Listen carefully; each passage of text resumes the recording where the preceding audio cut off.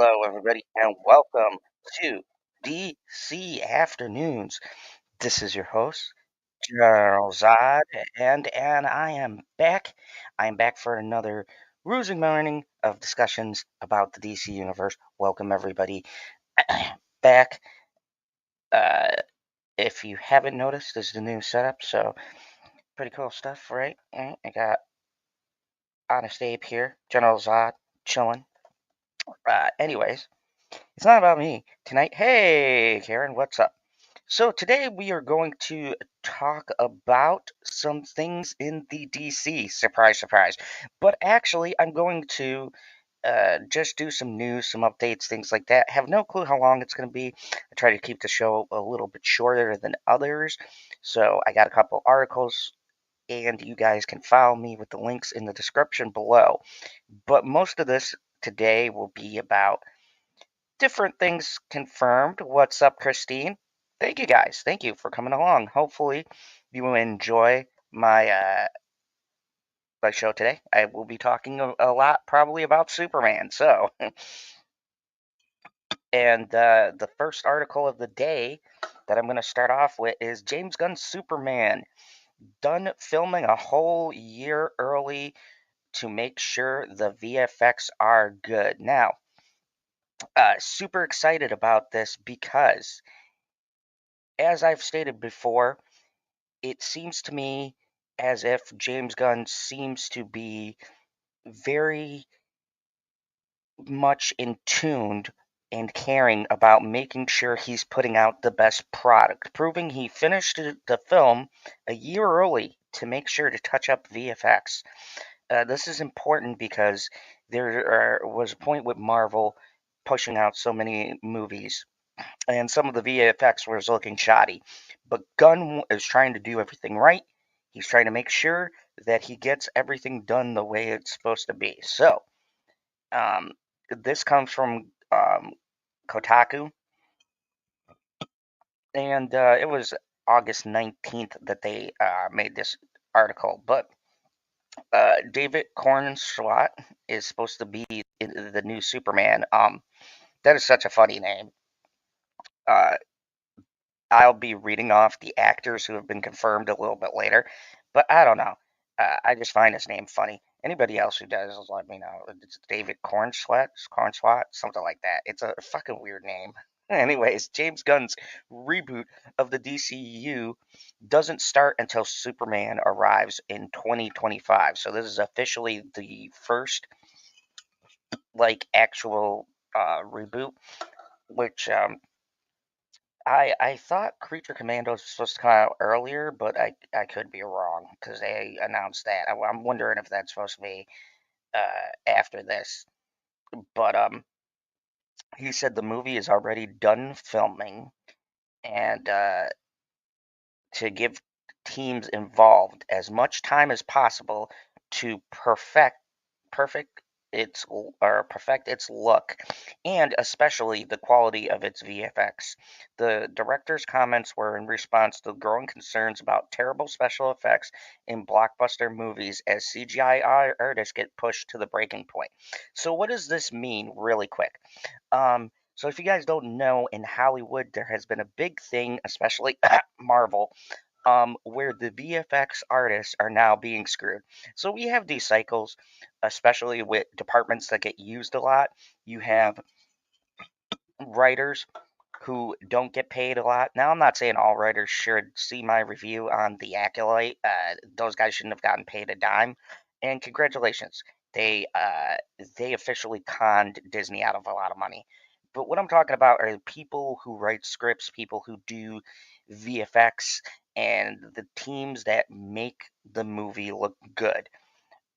Sometimes they get hit with these deadlines and pushed into rushing a product out, and sometimes the companies don't give a shit about giving us the best quality, and it really affects these people because they're artists.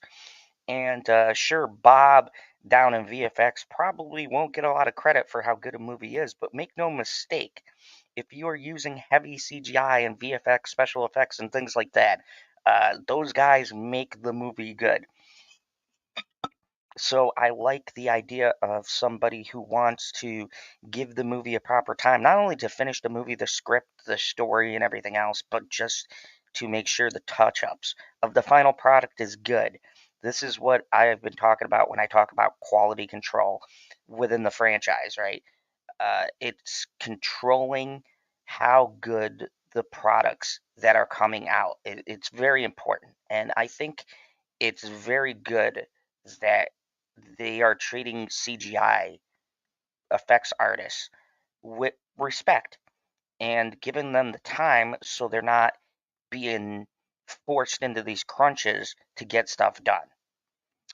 This is why we wrapped Superman a year before its release and why they've been hard at work on many shots for months before that, Gunn posted on Threads on August 18th. This is why we start heartily editing during the shoot. It's why I prepare so vigorously and why we only shoot finished screenplays. And Supergirl, which I'm not directing, is being handled the same way. I can't praise the VFX artists that help us create magic enough. And this is a pattern. I'm going to read this about Guardians and Suicide Squad, but James Gunn has a history of being diligent. He is known to treat his departments with time and respect. He puts a lot of effort into making sure everybody has the adequate time that they need in their departments to finish whatever they're working on. And these are the things that I'm glad they're highlighting because James Gunn has been doing this for years before Hollywood was called out on its mistreatment of these departments. So that's encouraging news. I'm glad that things are going at a slow and steady pace. The Guardians of the Galaxy Suicide Squad writer and director was tapped in 2022 by Warner Bros. To rebuild its big screen DC universe, and Superman Legacy is arriving July 11th, 2025, and it is the first project in that endeavor. The first image released of this movie, which was taken by Jess Magillo and was entirely in camera, showed the titular hero suiting up in an apartment while a giant purple laser fired in the background. It raised all sorts of questions among fans about the look and art direction of the movie, and leaked photos in July continued to show skepticism. In the recent frenzy for big budget blockbusters in theaters and new content from streaming platforms have led to an over-reliance on green screens and post-production effects that, in addition to stretching VFX houses too thin, also just look terrible. There is no better evidence of that than the last year's Flash, the last gasp of the pre-Gunn DCU, which looked comically bad at times, with some fans dunking on the effects, looking like they were ripped from a mid-budget video game. And that is true. That's one of the things that I pointed out. And I will say this again. One, I did not go to see Flash. It was one of the DC films I refuse to endorse. I hate Ezra Miller. But that movie just looked terrible. And in that time, there were about 15 different big movies coming out, all these VFX. And, these houses subcontract to several different production companies. So they really do have all of these things in the oven. And, when you're being rushed and told you got to get this out in a release date that is just impossible for you to meet, uh, that makes people fucking tired. This was a big thing when with the gaming industry as well, and it's a shame that these people bust their ass. I'm pretty sure they're not making more than the director, the actors, the writers, the producers. I don't know the ins and outs. I'm not a VFX guy, but I do know that because of this big push, especially in the recent years, with these blockbuster movies coming out, these guys are stretched thin, and I'm pretty sure they're not paid as well as everybody else on staff. So, with the rise of VFX in movies, which I'm against in general, that's a topic for another day. Yeah, I imagine they don't have time to go through all these movies and give us the best quality. So, The article goes on to say, if you do some research, you'll see my films have always taken a different approach, which they have. And I've always given VFX artists, collaborators, time to do their jobs properly, the respect they deserve, Gunn wrote over the weekend. And the quality of the VFX in those films is uniformly great because of it. And because my friends at Wada and Frame Store and ILM and more are amazingly talented.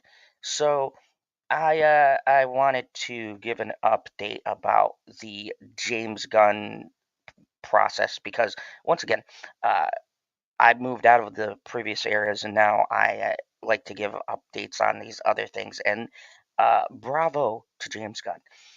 This is nothing new, and it is in his track record. If you look at the release dates of his movies and things like that, no matter what he's working on, even practical effects back in the day and things like that before CGI was really heavy, Gunn has always taken the time in his movies to make sure he gives all departments the proper time and the amount of leeway in a sense, to be able to hit the target goals. And I think that's important because it not only helps the movie, but it helps not burn out your teams if you're contracting them for several different movies.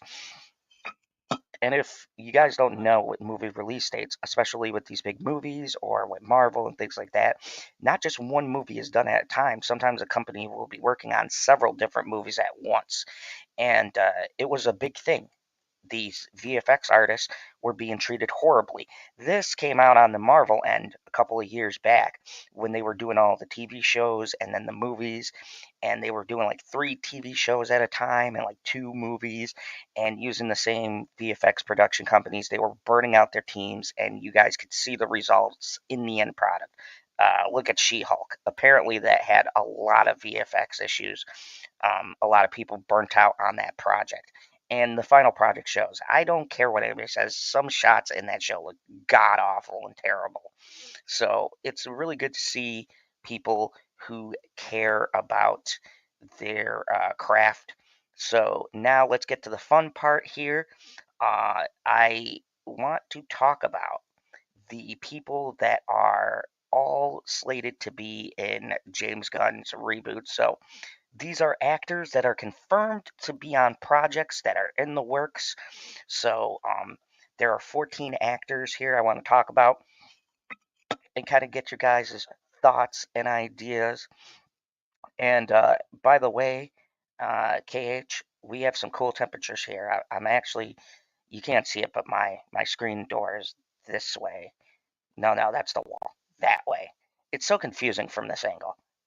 So anyways, we have the people who are in James Gunn's rebooted universe. 14 actors. Now, for all of the ladies out there, all of the ladies who are worried, fear not. Jason Momoa returns, and he will not be Aquaman. So, Aquaman is officially done.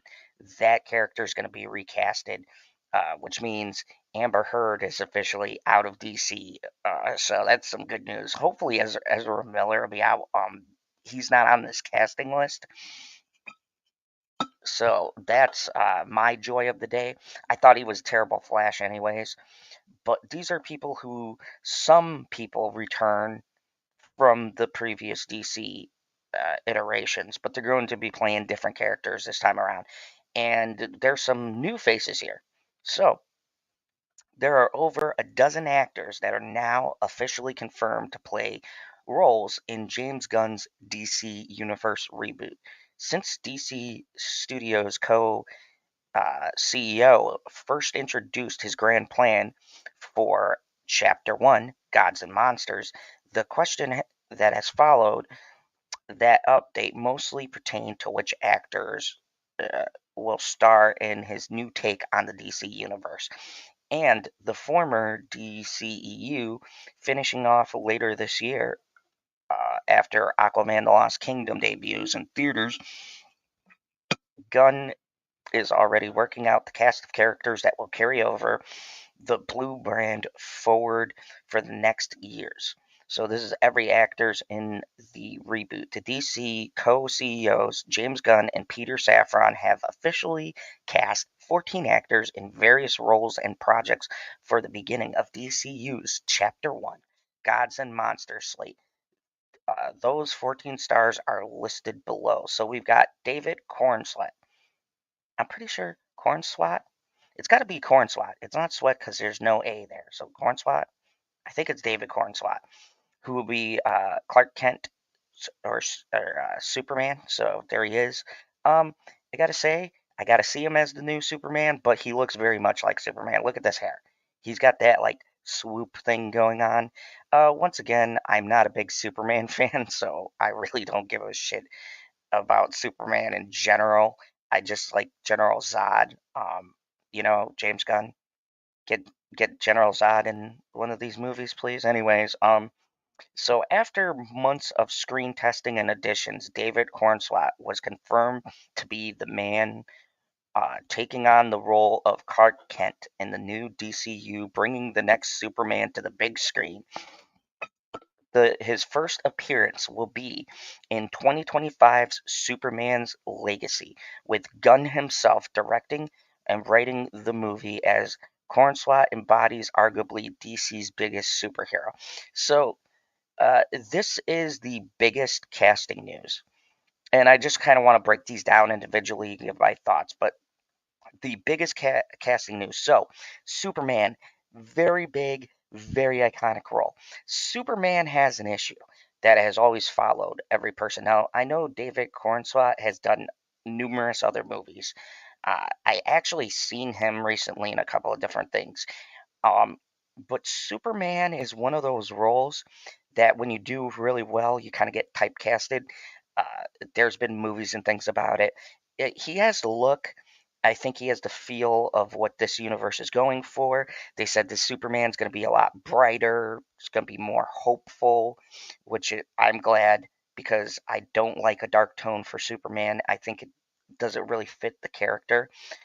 Batman's supposed to be dark. Superman's supposed to be, hope and all that jazz. So I think he's got a very good look.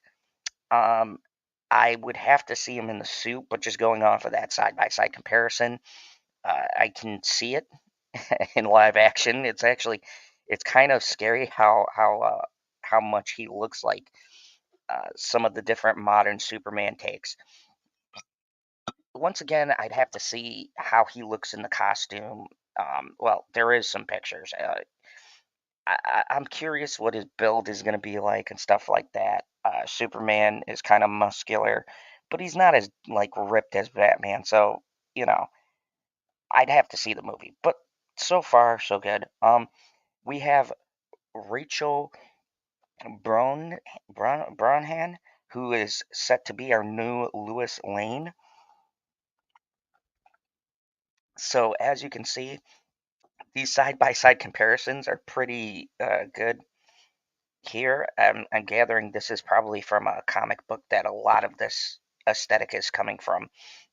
Along with Cornswat, Superman Legacy will introduce a new Lois Lane played by Rachel Bronson, who beat out a couple of other big names for the role as she takes over the DCEU's Amy Adams. Bronson is best known as Marum Maisel in the award-winning Marvelous Miss Maisel. I have never seen that show. I've heard of it before. With her now taking the new version of Lois Lane, she works her way through the Daily Planet and her relationship with Clark Kent. So, uh, I hear she's a good actress. I've never seen the show. Heard a lot of buzz about it. Kind of not my thing, but you know, might check it out just to see how she is as an actress. Um, of course, one of the carryovers, Viola Davis. I think this was a good choice. I heard James Gunn worked with her during the Suicide Squad movie. He tried to carry over as much of that cast as I think he could. So, of course, Viola Davis will be back. She was in 2016's Suicide Squad and 2021's The Suicide Squad. Viola Davis will be one of the handful of stars from the old era, reprising her role playing Amanda Waller once again in the new DCU.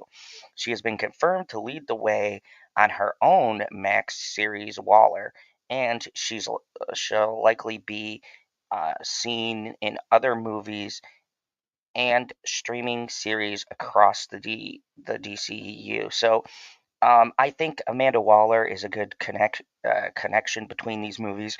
I kind of consider her a I don't know, a more vicious version of Nick Fury. So I can see her being the connection between all these superheroes. Task Force X is dissolved, so the newer Task Force X, I guess. But it definitely looks cool. And of course, we have one of the most underrated actors that I love. Frank Grillo is fixing to be Rick Flag Sr. in the new um, Creature Commandos. And so he is moving over from his role as Crossbones in the MCU. Frank Grillo will work with Gunn in the animated Creature Commandos series coming to Max in 2024. Grillo became the first actor confirmed to jump into the DCU, taking the role of Rick Flag Sr., the father of Joel Kinnaman's Rick Flag, who appeared in both. Uh, the Suicide Squad movies. The entire Creature Commandos group, James Gunn has been clear about his plans for the animated voice actors to play the same roles in live action, with an unknown member of the team set to appear in Max's Waller. So, once again, James Gunn said everybody he's casted for animated roles will appear in live action form. So, I'm super excited. Uh, it'll be funny to see if they keep the animated look and aesthetic in live action. He looks very much like Frank Grillo, so I don't think they'll have to do much work. But it'll be interesting to see how this translates. Um, so they have Maria Bakalov, who will play Princess Elena Rostovic. Rostovic, following the MCU's debut as Cosmo the Space Dog in the Guardians of the Galaxy Christmas special and Guardians of the Galaxy Volume 3. So she's another, I guess, person stolen from the MCU. Uh, Maria will follow Gunn into the DCU in Creatures Commandos. She is announced to be playing a new character named Princess Elena Rostovic, who seemingly comes as an original creation that will make her debut under Gunn's watch in the DCU. Uh, in Andrea Varma.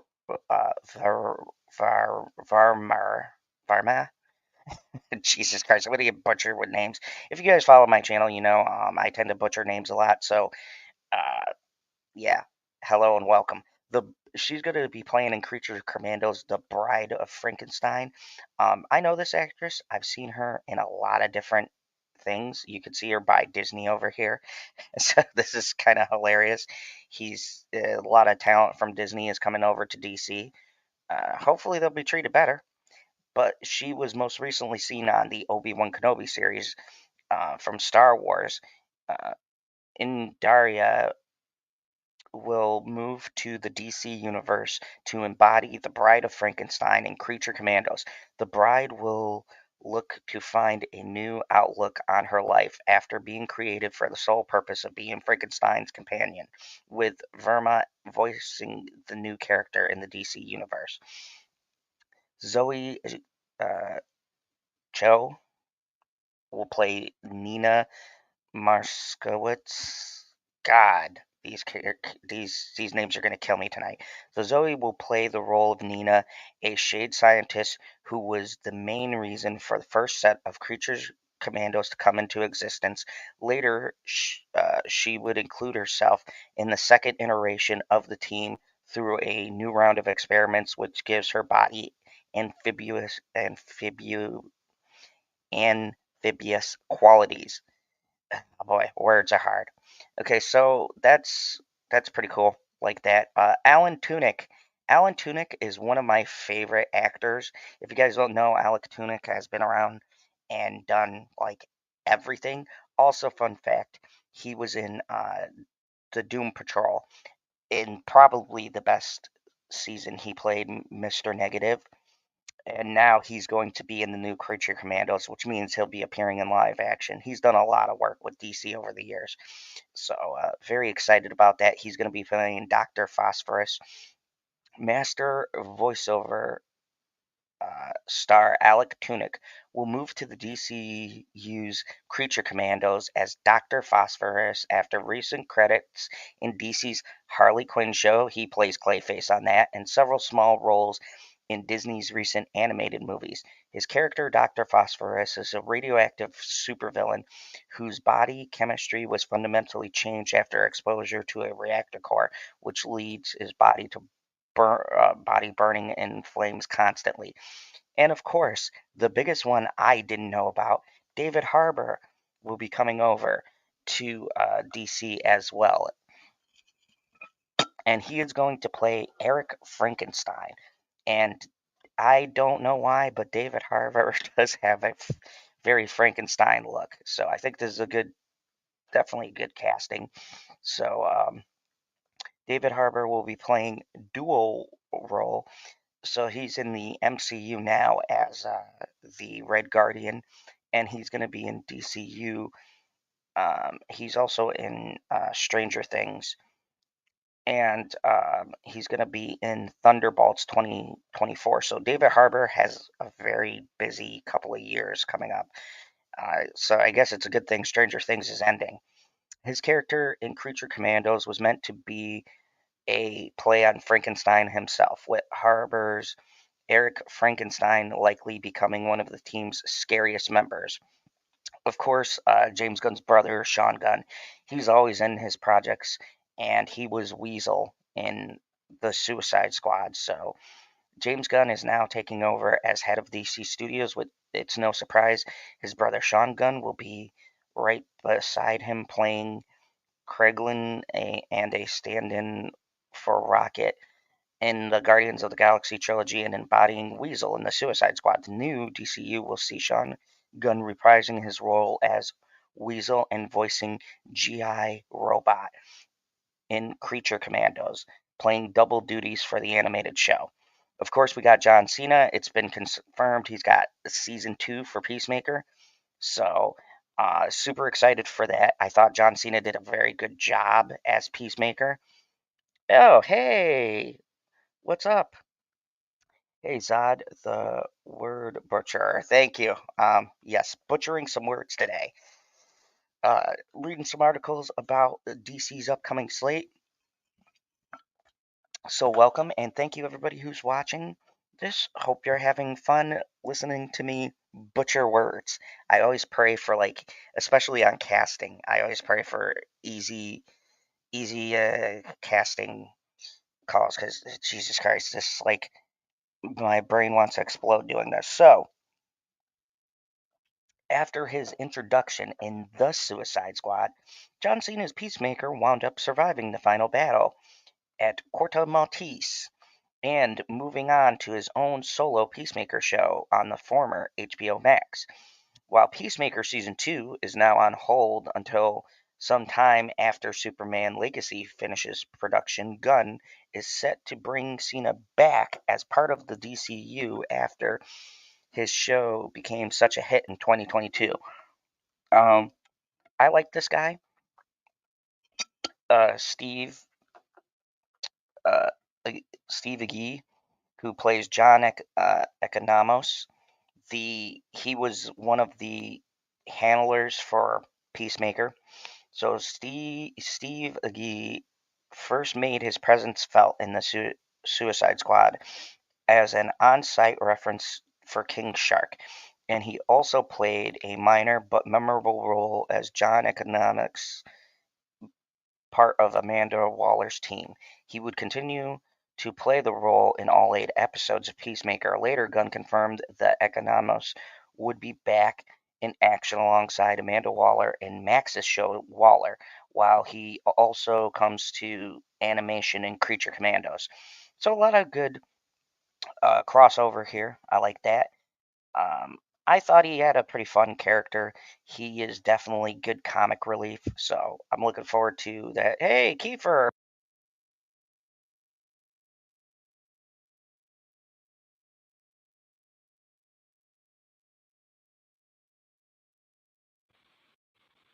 Hey, sorry about that. Anyways, Kiefer, what's up? We are talking about DC casting for the new DCU, and all of the people confirmed. I'm down to number 14, but there's a lot of different people, and some people from Marvel. So interesting. Oh God. Okay, I'm just gonna say Miguel from Cobra Kai. I cannot say this dude's name. He was in Blue Beetle, but thankfully, our boy Miguel from Cobra Kai will be coming from the DCEU as Jamie Reyes uh, in Blue Beetle. Um, and that is the first story in the DCU. Gunn also noted he is the first character. Uh, in the DCU to arrive under his watch, which leaves plenty of uh, questions about the future. And last but not least, the one the ladies have been waiting for, fear not, Jason Momoa will return. Now, there's talks about him becoming Lobo um, or another character. I have no clue who, but apparently the actor himself confirmed he has been signed. Uh, the next name will be fun to announce. Yeah, I could not say his name. That's why I just call him Miguel from Cobra Kai. It's like Xylo Manias or something like that. Um, Although Aquaman: The Lost Kingdom will close off the current era of DC storytelling, it won't end the Aquaman actor Jason Momoa, who has spoken with Gunn about continuing in this universe. Rumors is hidden he could play anybody from uh, Aquaman to the anti-hero Lobo, although he only teased that ha- he had great news with Warner Bros. In an update regarding his future from January. The first DCU projects will be released in 2024 on Max, and it's going to be the Creature Commandos, so I'll be covering that. So that's the casting list. So casting list looking pretty strong. We even got Jason Momoa returning. I would love to see him as Lobo. If you guys don't know who Lobo is, he is awesome. He's the main man. He's an intergalactic bounty hunter, and he's very sarcastic. I think that Jason Momoa would fit that role very well.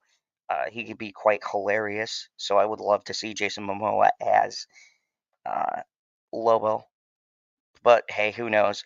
Um, he could be another iteration. He said he's not going to be playing Aquaman, so it'll be very interesting to see what role he picks as far as it goes. Um, but yeah, well, continuing on, more James Gunn news. James Gunn says in a recent interview that he confirms his new DCU will avoid the MCU's biggest mistake. Now, I've said this a lot, and thank you. I did avoid that with ease. So, James Gunn confirms that he is not going to make the MCU's mistake. And I think that the biggest mistake the MCU made is when they expanded, they didn't have a good story in place. Uh, James Gunn seems to have put a lot of thought in everything that he's connecting. Now, the bigger question is we've seen this television stuff done before, right? Shows that interconnect with movies. And for me, in any uh, company, the biggest thing is going to be able to get people to watch a TV show and watch a movie, right? Because they're two separate investments, and it's a lot of work for people, especially the average moviegoer. I think if you want to leave hints or connect things, it's better to do it in the movies because people will have that in their mind. I think also too that a lot of things should be standalone with vague connections like Marvel used to do. It's too much homework for people to watch every iteration of everything. Of course, I will because that's what I do here. But most people aren't going to have that commitment to these shows. Uh, uh, I like Nick Cage better than Benjamin Franklin. Yeah, Nick is over. Oh, that's odd. Nick's chilling. Nick's over there. So, actually, this is my new desk. So, yeah, I just I would like to put Nick Cage like over here somewhere. I don't know. We got to find a spot for him. Uh, Bitchy, if you can tell, picked out the pink, but it's very soft. It's a very soft chair, so I'm thoroughly enjoying it. So is Honest Abe. I think that's a picture of Abe smoking. He's blazing one up. So, anyways, James Gunn confirms his new DCU will avoid the MCU's biggest mistakes. So, what mistakes have they made? Let's find out. So, DC co CEO James Gunn promised that his new slate for superhero movies and shows would avoid one of the MCU's biggest mistakes. The new DCU is arriving at a time when Marvel Studios and the MCU is receiving more backlash than ever for its post Avenger Endgames movies and shows. The studio has been bombarded with criticism, with many believing the newest projects are failing to match up with the quality and hype of the Infinity Saga. And I disagree with that. The biggest problem with the new MCU and their slate is that they don't have a story, and the story they laid out sucks. Nobody cares about Kang. Multiverses are confusing. There's no stakes, right? You kill a character off in this universe, they can go and find different variants and all this other stuff. So it doesn't get people invested. In Endgame, Iron Man died. There were some deaths. Black Widow died. There's no stakes in the new MCU, and people see that. So you ask them to watch a movie where basically there's no consequences. Like there's nothing for people to invest in, and most of the old lineup is gone. So it's really hard. They did something amazing, which no one could ever take away from them, but they did it in a way where they had a plan. And I think that Kevin had a plan for his first iteration.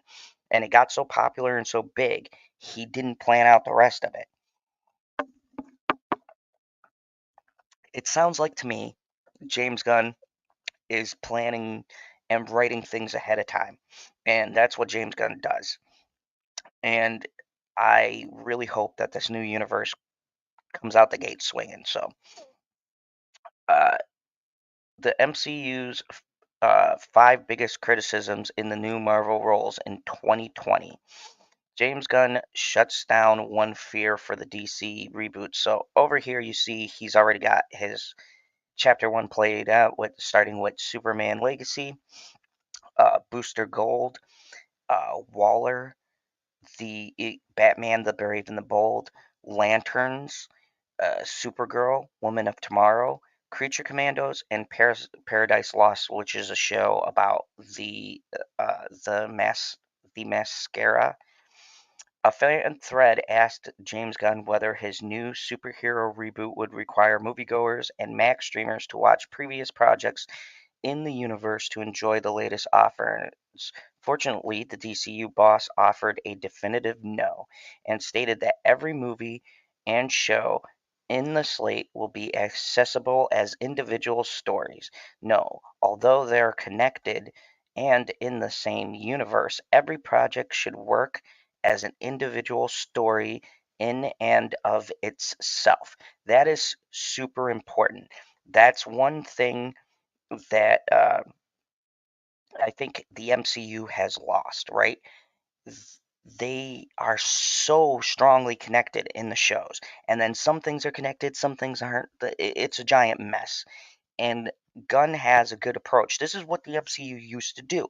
You could watch Captain America, you could watch Iron Man, you could watch The Winter Soldier, and yes, there were carryovers from other films, but you didn't have to watch every single thing. You could watch your favorite thing, watch the team up, and still know what was going on.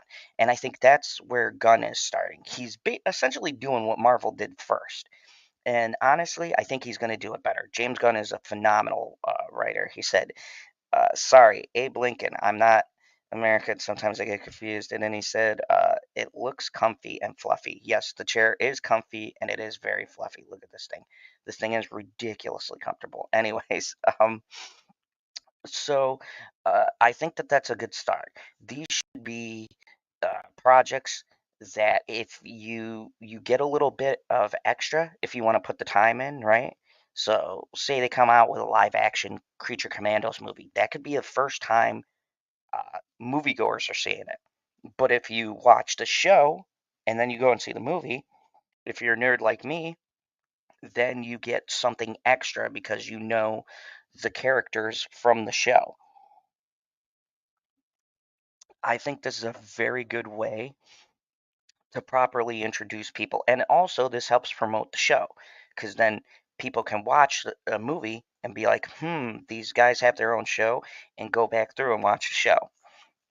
Especially in phases 4 and 5, many of the MCU fans have been uh, critical how the newest movies and shows require past viewing experience to grasp our stories.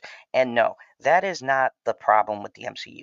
The problem is the fucking shows suck. They didn't translate any of them because they had ridiculously low ratings or just weren't good. It has nothing to do with look, hardcore MCU fans I've seen defend against every type of criticism. That's not the issue. The issue is the story they're telling sucks and nobody cares. So people did get burned out because they're continuing a crappy story from a movie they didn't like into a TV show that they didn't like. Or they make a TV show and it has nothing to do with the movie at all. And the character just appears and nobody knows nothing about them. So there's no backstory in the movie to help people who haven't watched the show to understand what the hell they're watching. That's why if you make a standalone movie or show, it's easier for people to get because it could be a different adventure with the same group of characters, meeting other characters, right? You can cross your different heroes and get people familiar with that character. And if they want to know a little bit more, they can go back and watch the series, right? You can have some of the Green Lanterns jump over and then people would be like, "Oh, they were pretty cool, I can't wait." And someone would be like, "Oh, that new show, The Lanterns, explain this," and that's how you get people interested. Um, I think the MCU dove in with no plan, and that's why we're at where we're at with them. It has nothing to do with gasping the story. I got the story; it was fucking stupid. For example, those who skipped out on WandaVision will struggle understanding why Elizabeth Olsen's Wanda Maximoff found herself on a villainous turn in search of her children in Doctor Strange's Multiverse of Madness. Not yes and no. There's a very loose connection. With so much new content coming out at Marvel Studios, including 10 movies and 13 Disney Plus series, like Jesus Christ, that's 23 things. Just think about that. That is 23 connected things. Who the hell? Like, look, I have been watching a ton of horror. I'm getting ready to do my top 10 horror movie lists and top 10 movie lists, right? I watch a lot of stuff, but I do not have time, especially for the new MCU shit that I don't like, to watch 13 series and then watch 10 connected movies. That is astronomically stupid. That is a stupid amount of content. Nobody in the world, the biggest MCU fans I know, still aren't caught up with shit from like 2 or 3 years ago. And that's where the ratings suffer because people are only going to watch stuff that they're interested in. Like, I want to see the new Netflix Daredevil show, and I'd watch a Daredevil movie. But I'm not going to watch the 15 other things with the special guest characters just so I can get caught up to the show I actually want to watch. And that's the issue that they've run into. It's too much. It's too much fucking homework. Who has that much time? Hey, Hunter, what's up? Zod, any news about the DC? I'm covering it right now. Uh, and a great way of getting people the attention blundering with the stories MCU. Yeah, it's definitely it's way too much.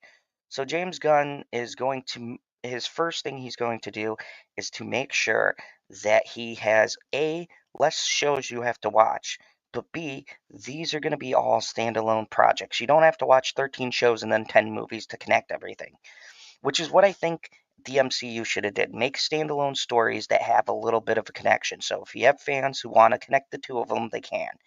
Uh, Comics have been doing it for fucking ever. I don't understand. This is where I say it comes down to money. They want more money. They don't care about the quality of the show. They want the money that's the streaming is going to get, or the clicks or the views. James Gunn said DC Studios already announced an expansive slate of projects for Chapter 1, Gods and Monsters, but as of writing, exactly what interconnected tale everything is building towards is unclear. During an official DCU slate reveal, it was confirmed the Max Original Lantern series will see Hal Jordan and Jon Stewart investigate a terrestrial mystery that will be the key to the main story of Chapter 1. Beyond that, DC Studios has yet to reveal which projects will prove integral to the larger tale and which will be more standalone. Much like the MCU, there will undoubtedly be an assortment of mysteries that build across multiple projects and will eventually culminate in a major crossover event. Um, did James Gunn just secretly announced DC's Avenger Endgame type event? There is still links between some projects, such as Superman and Supergirl, Woman of Tomorrow, that make sense. The two super people are together. I imagine that will be where the primary story is, though it's a Kryptonian linkage. Meanwhile, there will be room for Creature Commanders, Waller, and Peacemaker Season 2 to tie together in their own mutual involvement in Task Force X. So there's like tiny connections here, and that's fine. That gives people a choice, right? If you like Waller, if you like Creature Commandos, if you like the Suicide Squad and those characters, and Peacemaker, you can watch those, and they directly connect with each other. I think that's a good idea. Um, Hunter says, Zod, have you heard that Amanda Waller TV series will be dark and more grounded and connected between Batman, Brave and the Bold? Yes, I did. I did hear that. Kings, what's up? And Peacemaker, Rick Flag Sr. Yes, Rick Flag Sr. is going to be Frank Grillo. I just read off the casting list, King. So I'm very interested in that, and I have been hearing news that Rick Flag Sr. is going to be in Superman. Yeah.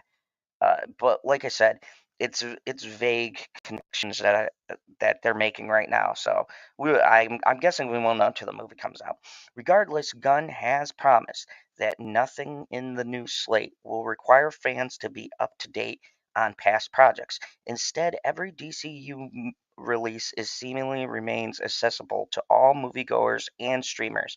But those who follow the whole DCU may reap the rewards with an enhanced experience.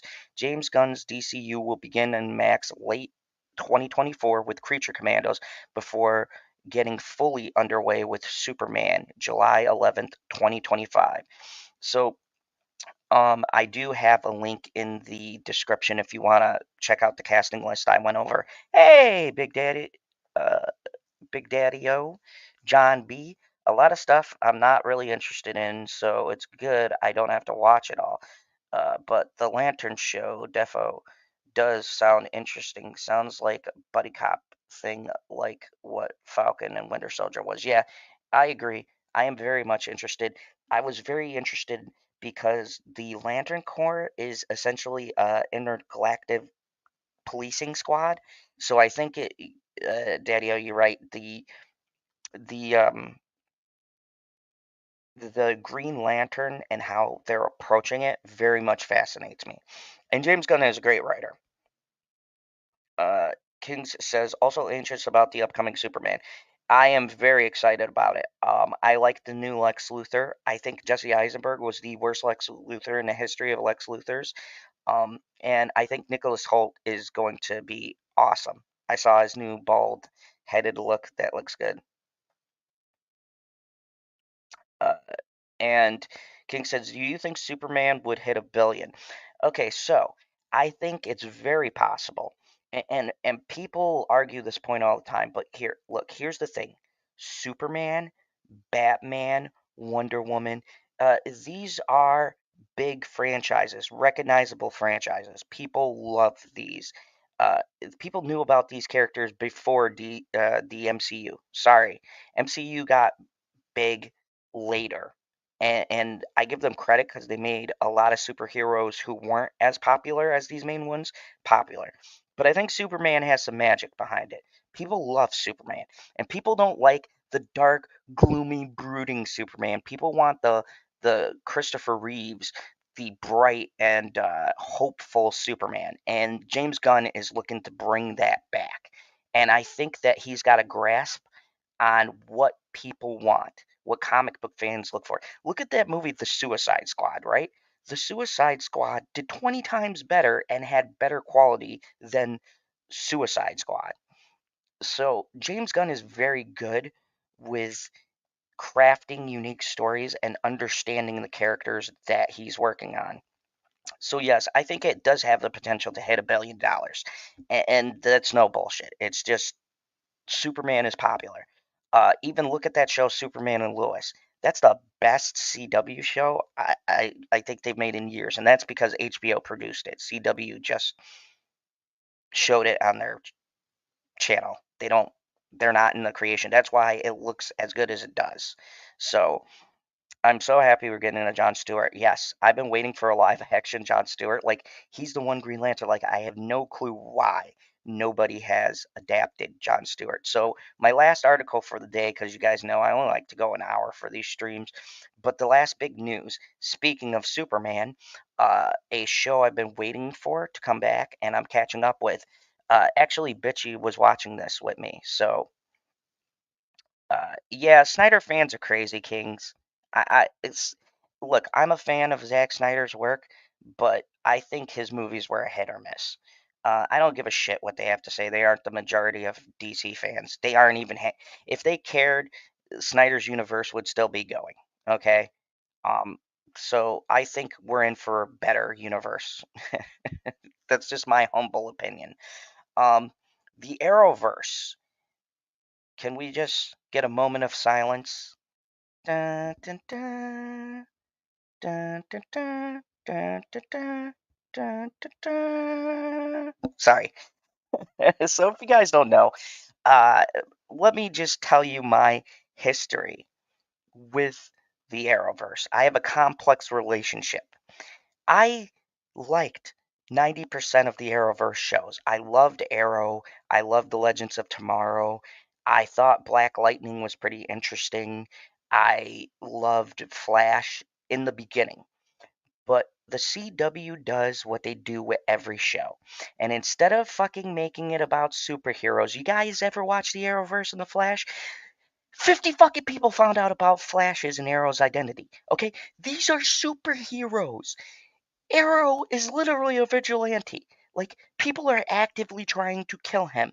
And by the end of that show, the fucking donut guy knew his identity. The fucking person down the street, the paper boy probably knew who the Arrow was.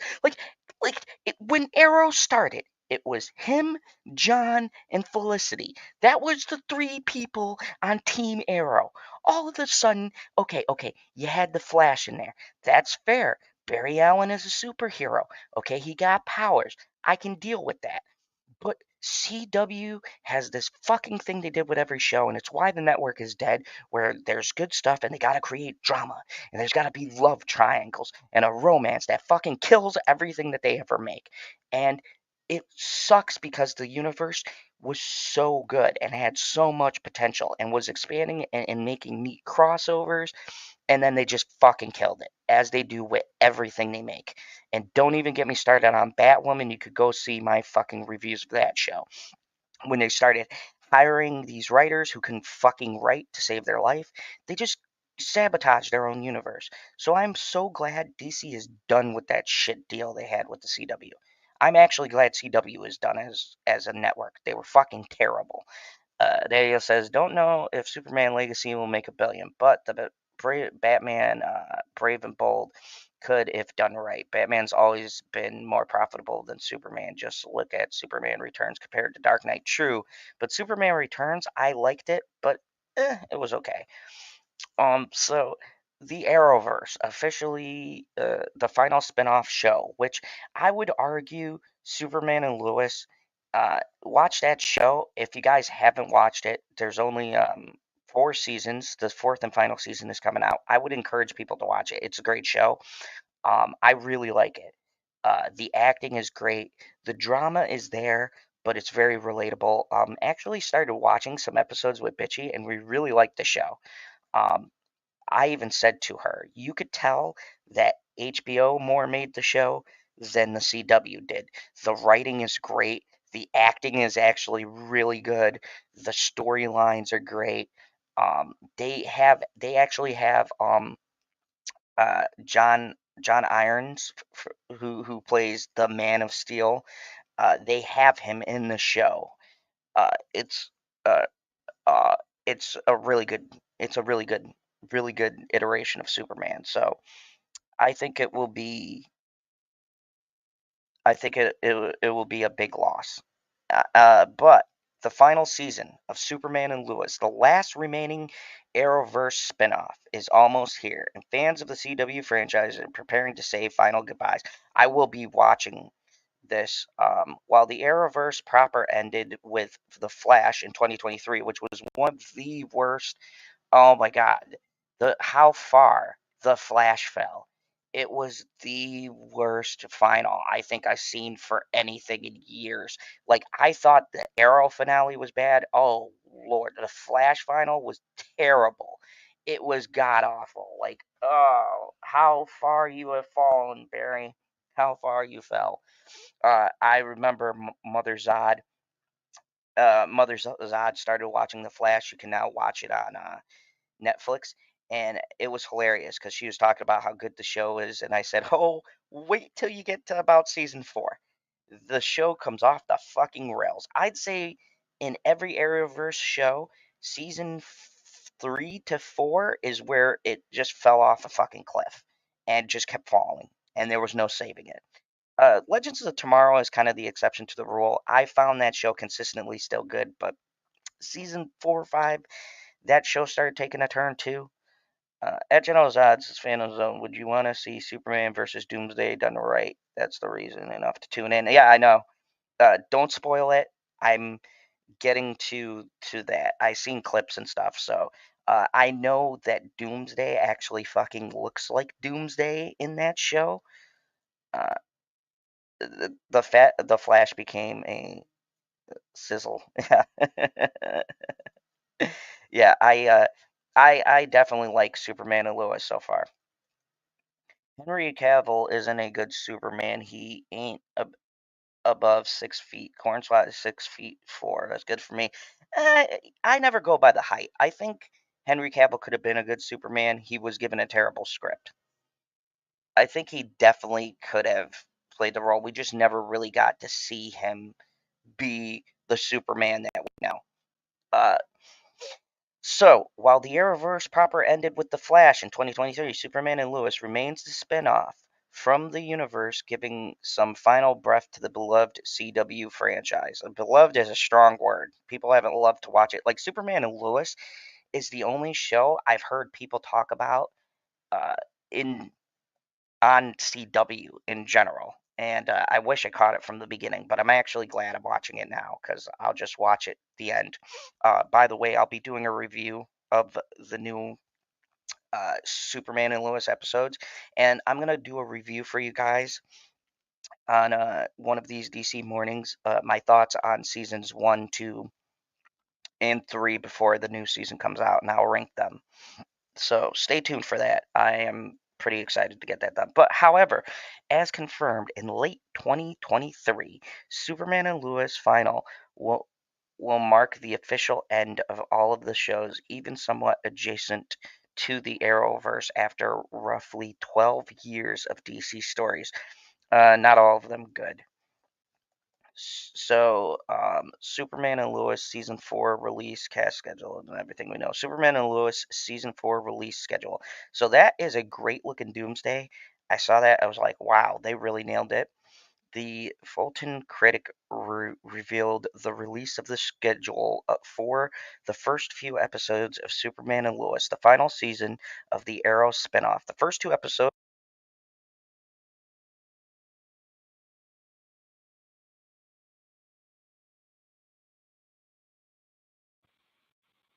Sorry about that. The tech issues. Anyways, the Superman and Lois first two episodes will both debut on the CW Thursday, October 17th, with one episode per week release schedule beginning next week. The announced release schedule for the first few episodes of Superman and Lois are as follows. Season 4, Episode 1, Thursday, October 17th, 8 p.m. Uh, Eastern, and that's pretty much Central Time for me. It would be like 7. And then 5 p.m. PT, Episode 2, Thursday, October 17th, 9 p.m. And then Episode 3, because Episodes 1 and 2 are going to be a double premiere. So they'll go probably from 8 until 10. And then Season 4, Episode 3 will be Thursday, October 24th. Episode 4 is Thursday, October 31st. Superman and Lois episodes 5 through 10 release, though the remaining 6 episodes of Superman and Lois do not have an official release dates and times quite yet, as the new schedule only lists through the end of October. It feels like that the pattern of weekly episodes will continue, under the assumption that would mean episode 5 would release November 7th, episode 6 November 14th, episode 7 November 21st, episode 8 November 28th, episode 9 December 5th, and episode 10 December 12th. This is not official yet, and is worth mentioning that the first two episodes premiere together. It is possible the others will have a double release too, but the intuitive continuation does turn out to be true. The Arrowverse officially ends Thursday, December 12th, 2024. So, yeah, that's pretty much it for that. So, finally, the Arrowverse comes to a merciful end in December. I will definitely be checking that out.